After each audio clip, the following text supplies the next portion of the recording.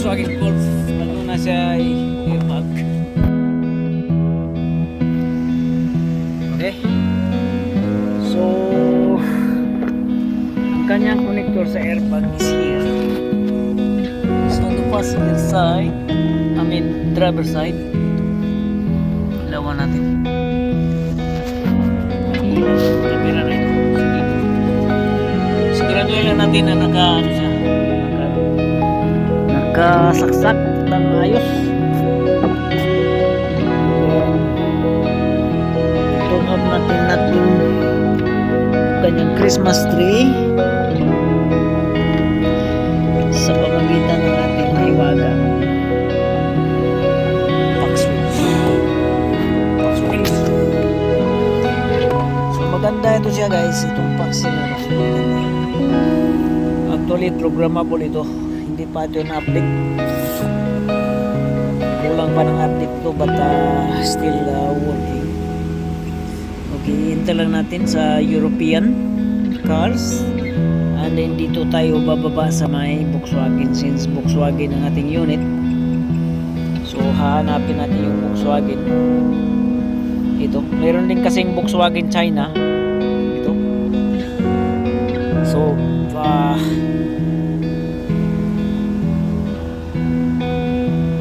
dito tayo sa German. Obviously Volkswagen is made in Germany, so enter lang tayo. Dito tayo sa may control unit, enter, and dito sa airbag. Iba din yung EBS, iba din yung airbag. So since airbag yung kategorya dyan, bababa tayo sa airbag, enter lang natin. So umandar yung ating makina. Ayos lang pagka umandar yung makina, kaso pagka umandar yung makina matagal siyang mag-reading, no? Dahil i-ano pa niya lahat, i-reading pa niya lahat or i-communicate pa niya lahat pagka umandar yung makina. But anyway, ganyan lang yan. And then read code, read lang natin. So yan yung sinabi niya, airbag igniter. So ito yung igniter niya, airbag igniter. Dito connector. So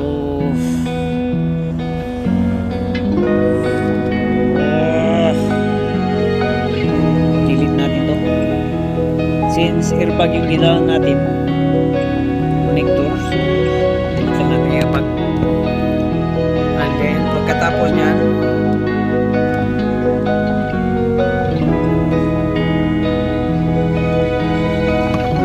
tapos natin i-clear, turn off natin,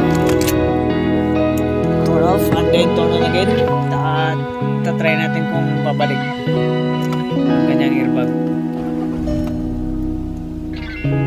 Okay, so hindi na bumalik, no? So ibig sabihin yung kanyang connector ng airbag is ito. Ilawan natin dito. Karamihan kasi nito na tawag nito masagi, no? Lawan natin. So pagka meron kayong airbag guys, ganyan sa dashboard, dito lang ninyo karamihan kasi ito masagi ito yung connector niya. Yan. So i-push nyo lang yan kasi karamihan yan masagi, and then pag masagi, so malos contact siya. So yun yung airbag igniter niya guys. Yan, airbag igniter. So push nyo lang and then i-reset nyo